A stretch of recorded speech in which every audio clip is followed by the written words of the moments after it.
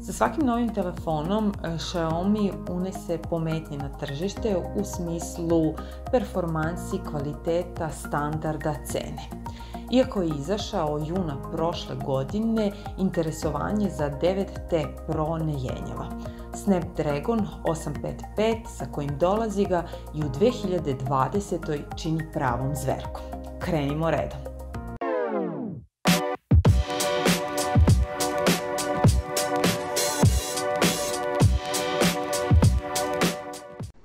U Evropi se ovaj telefon može pronaći pod imenom Xiaomi Mi 9 Pro, dok je na nekim drugim tržištima plasiran kao Redmi K20 Pro. Iako se radi o telefonu srednje klase, svojim performansama i kvalitetom rada vas nikako ni u jednom segmentu neće razočarati. Naš primerak dolazi u crnoj boji sa leđima koja imaju šaru kao da su od karbonskih vlakana. Zaista moćno izgledaju ta leđa. Dostupan je još u crvenoj i plavoj boji. Ima aluminijumsko kućište, a sa prednje i zadnje strane je prekriven gorila glasom. U ruci telefon odaje utisak čvrstine i kvalitetne izrade. Sa prednje strane pažnju privlači zaista veliki ekran sa minimalnim bezelima. Šta nedostaje ovom ekranu? Nema noča, nema proreza za kameru. Prednji deo telefona krasi divni AMOLED ekran i ništa više. Ovo je omogućeno time što telefon ima takozvanu pop-up kameru koja se putem motorizovanog mehanizma izvlači i uvlači. Sa prednje strane su po sredini elegantno poređane 3 kamere.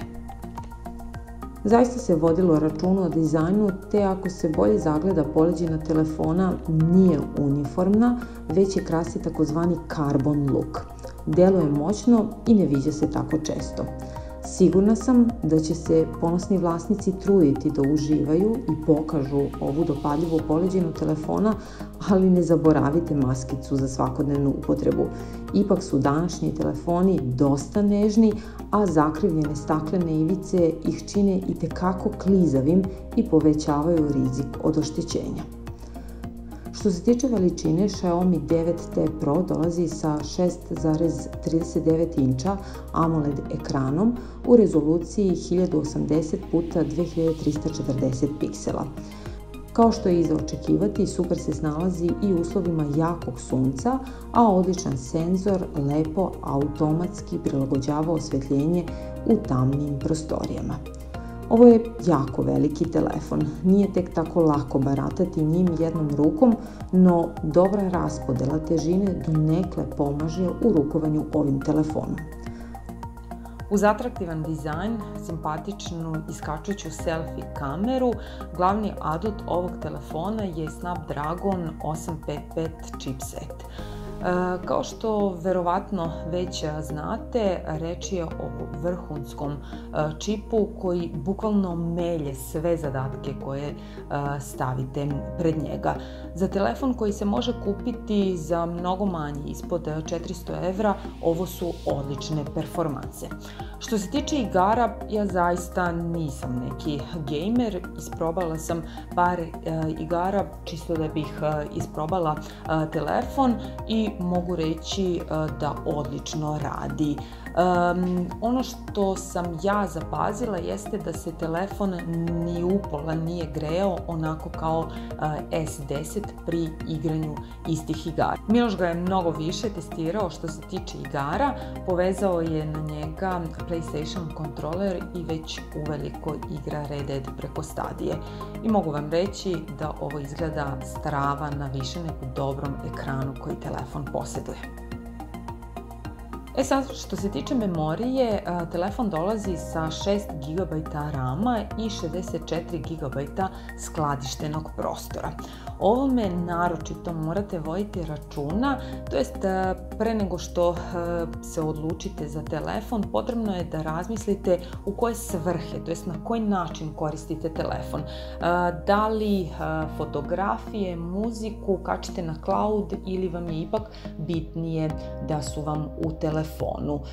Jer ukoliko vam je potrebno više skladištenog prostora, imajte na umu da telefon nema proširenu proširenje, tako da će vam onda možda više značiti sljedeća varijanta od 128 GB. Telefon krasi Android 10 operativni sistem koji je pokriven MIUI 11 korisničkim interfejsom.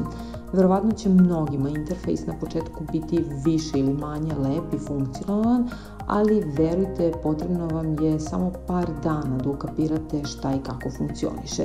Brzina kojom telefon radi, skače s aplikacije na aplikaciju će sigurno sam poništiti ovu početnu nelagodnost.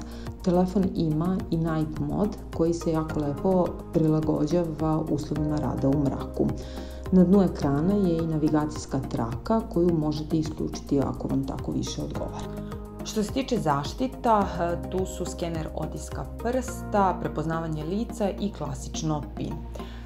Otisak prsta odlično radi i zaista ne želim i neću da krijem svoje oduševljenje brzinom i preciznošću istog. To mi se iskreno nije dogodilo sa prethodna dva Samsunga. Također i kod otključavanja telefona preko rukavica nije bilo nikakvih problema, uspevala sam iz prve, ali sa druge strane to znači da ovakav način zaštite i nije baš u potpunosti bezbedan.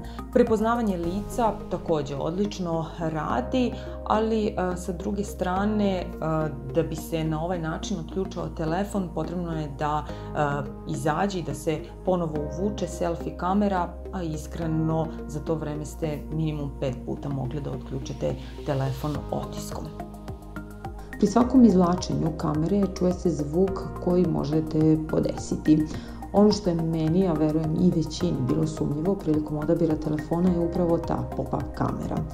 Verujem da je i vama kroz glavu prošlo bar nekoliko loših scenarija u vezi sa njom, ali Xiaomi nas sa druge strane uverava da nema nikakvih problema sa ovim mehanizmom koji je deklarisan na 300.000 puta, što je, složit ćete se, više nego dovoljno. Vodilo se računa i o mogućnosti pada, tako da ukoliko se i desi da vam telefon ispadne, a selfie kamera je izvučena, nema brige. Telefon odmah detektuje pad i uvlači je.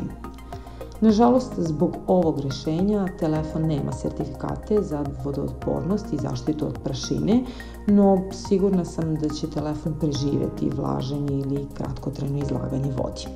Mi 9 Pro ima jedan zvučnik koji je smešten uz desnu donju ivicu telefona. Korektan je što se tiče glasnoće i kvaliteta zvuka, no usled pozicioniranja ovog monozvučnika može vam se veoma lako desiti da ga rukom blokirate i time onemogućite prostiranje zvuka. Šteta što nije stereo, tu je i 3,5 mm kontroler za slušalice pozicioniran sa gornje strane telefona, što se iskreno meni uopšte ne dopada, ali verovatno većina to neće ni primetiti. Za razliku od drugih Xiaomi telefona, ovaj nema Air Blaster, ali ima FM radio podršku, što je super. Pored procesora, impresivna je i baterija. Reč je o litijum polimerskoj od 4000 mAh. Koliko je njen kapacitet najbolje potvrđuje podatak da će čak i najzahtevniji korisnici izgurati dan bez ikakvih problema, a mi malo manje zahtevni možemo da izvučemo dan i po, pa čak i 2. Uz telefon dolazi punjač od 18W sa USB-C portom. Oko pola sata mu je potrebno da se napuni 40%, a onda još oko sat i po vremena do 100%. Nema mogućnosti bežičnog punjenja. Senzori od 48 i 8 megapiksela imaju face detection i autofokus. Fotografije su odlične, realne boje, oštre sa puno detalja. Čak je i noćni režim odličan, bez imalo ili sa minimalno šuma. Selfie kamera nije za padanje u nesvest, što je i za očekivati s obzirom da telefon košta skoro duplo manje nego telefoni sa istim procesorom. Tu i tamo možete zapadati paziti ograničenja fiksnog fokusa, ali ništa pretjerano. Malo vežbe, mirna ruka i dobit ćete pristojne fotografije. Mi 9T Pro pravi fantastične snimke, pri čemu podržava i digitalnu stabilizaciju u 4K.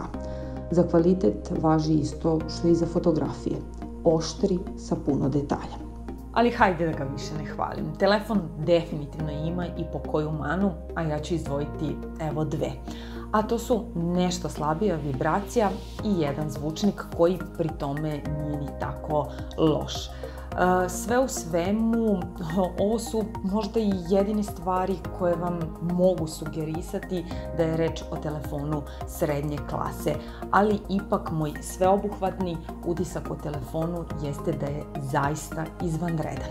Sada, da li vredi dati 300 i nešto evra za telefon koji je star gotovo godinu dana? Ja bih rekla da, jer kada je u pitanju telefon ovih performansi, ovakvog ekrana sa odličnom baterijom, mislim da vredi svaki dinar. Iako telefon intenzivno koristim već izvesno vreme, i dalje sam iznenađena korisnim i novim što i dalje otkrivam. Sve što od Mi 9T Pro zatražite, bilo da je to surfovanje internetom, skakanje s aplikacije na aplikaciju, pregledavanje multimedije ili pak zahtevnije igre, sve će to glatko odraditi. Ako se uklapa u vaš budžet za telefon, a želite model odličnih performansi, onda je ovo definitivno telefon za vas.